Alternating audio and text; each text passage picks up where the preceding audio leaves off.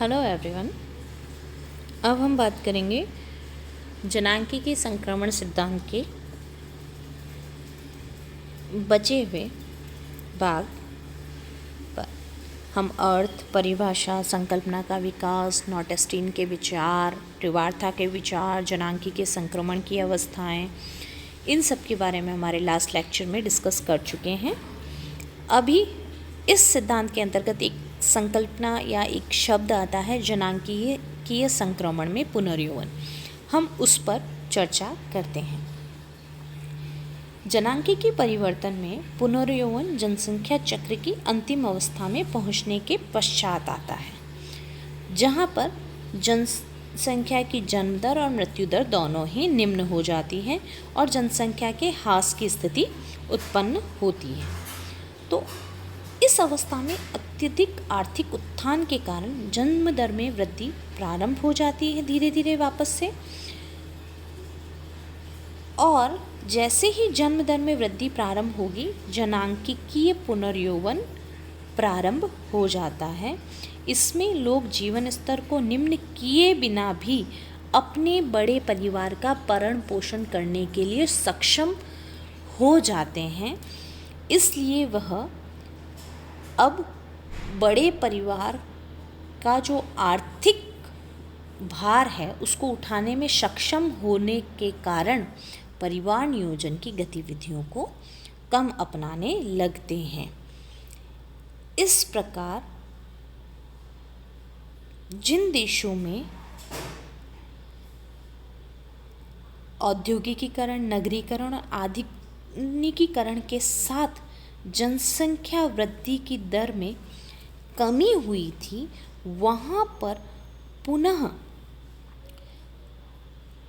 अस्थायी रूप से जनसंख्या में वृद्धि होना वहाँ का जनांकीय पुनर्यौवन कहलाता है, जो कि अधिक जनसंख्या के भरण पोषण की क्षमता या हम कह सकते हैं भोज्य पदार्थों में वृद्धि के कारण होता है।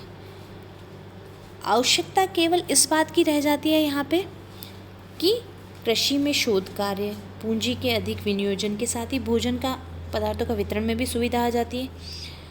और जो जनसंख्या की विस्फोटक अवस्था है वर्तमान में 19वीं शताब्दी और 20वीं शताब्दी में, वो तो चरम अवस्था पर है, परंतु जहाँ पर औद्योगिकरण, नगरीकरण और आधुनिकीकरण हो गया है वहाँ पर धीरे धीरे पुनः ये संक्रमण अवस्था में पुनर्यौवन देखने को मिलेगा। तो जनांकीय के संक्रमण में पुनर्यौवन से आशय उसकी अंतिम अवस्था में जहाँ पर जीवन स्तर में निम्न न करते हुए भरण पोषण की क्षमता होने के कारण जब मृत्यु दर पर तो स्वास्थ्य सेवाओं के विकास के द्वारा निम्नता लाई जा सके और साथ ही जन्म दर को भी निम्न न करते हुए उस पर परिवार नियोजन की गतिविधियों को कम अपनाते हुए जब जनसंख्या में वृद्धि होती है तो उसे हम जनांकीय के संक्रमण का पुनर्यौवन काल कहते हैं। अब हम बात करेंगे कि जनांकीय के संक्रमण के परिणाम क्या होते हैं। तो इसके प्रमुख परिणामों में हम बात करें तो जनांकीय के संक्रमण या परिवर्तन का सबसे महत्वपूर्ण परिणाम होता है संबंधित देश की जनसंख्या की प्राकृतिक वृद्धि दर में नाटकीय परिवर्तन।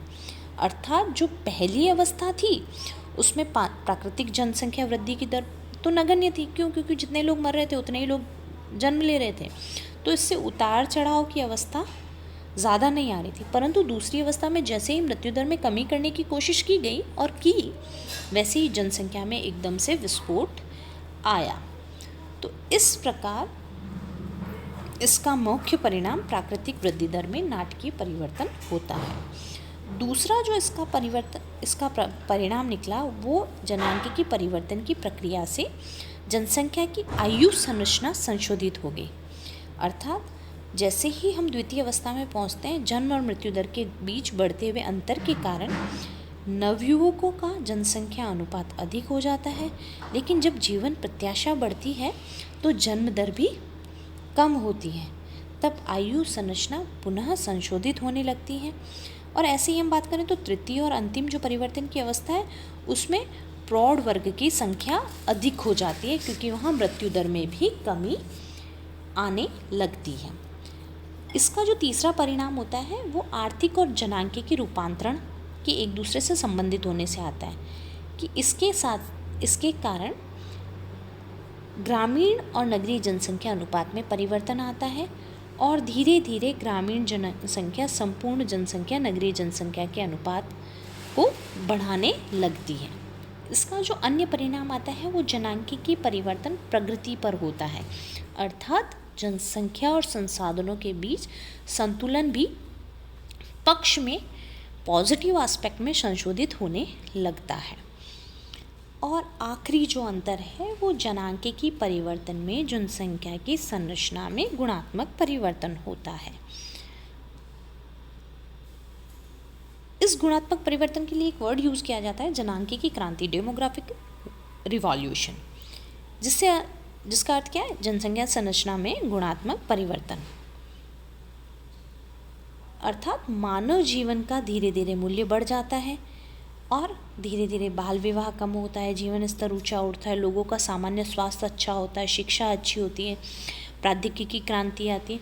इससे जनसंख्या की संरचना का गुणात्मक पहलू पॉजिटिव एस्पेक्ट में बढ़ता है और उसमें जो ह्यूज परिवर्तन होता है उसे क्या कहते हैं, जनांकीय क्रांति।